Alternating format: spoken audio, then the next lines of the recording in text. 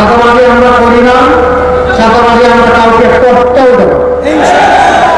দুর্নীতি আমরা করি না, দুর্নীতির জল আমরা কেটে দেব, কাউকে দুর্নীতি করতে দেব। মামলা বাণিজ্য এটাকে আমরা ঘৃণা করি, প্রশ্নই কাউকে সুযোগ দেওয়া হবে না, বরঞ্চ অন্যায় মামলা করে কাউকে হেরাস করলে তাকেই শাস্তির আওতায় আনা হবে। চুরি ডাকাতি করে বাংলাদেশের টাকা বিদেশে পাচার করতে দেয়।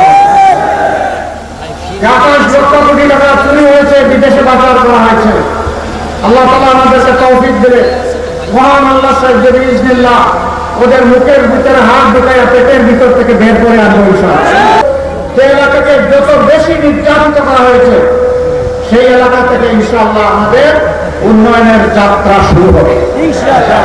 এখানে মামুক আলোর কোনো টেলিফোন চলবে না, এখানে প্রধানমন্ত্রী এবং প্রেসিডেন্টের বাড়ি কোথায় এটা দেখা হবে না।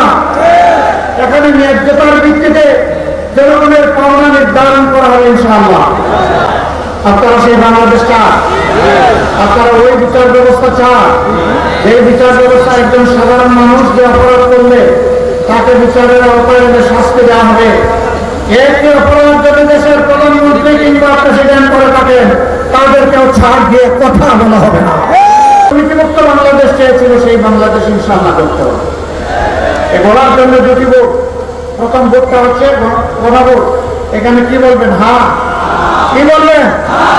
হ্যাঁ মানে আজাদি, না মানে গোলামি। আজাদি না গোলামি? আজাদি না গোলামি? ইনশাআল্লাহ বাউফলবাসী তার স্বাক্ষর রাখবে সারা বাংলাদেশে। হ্যাঁ বিজয়ী হবে ইনশাআল্লাহ। হ্যাঁ বিজয়ী হলে বাংলাদেশ জিতে যাবে। আল্লাহ না করুন হ্যাঁ পরাজিত হলে বাংলাদেশ হেরে যাবে। আমরা কি বাংলাদেশকে হারাবো না জিতাবো? ইনশাআল্লাহ হ্যাঁ বিজয় হবে। আল্লাহ তৌফিক করুন।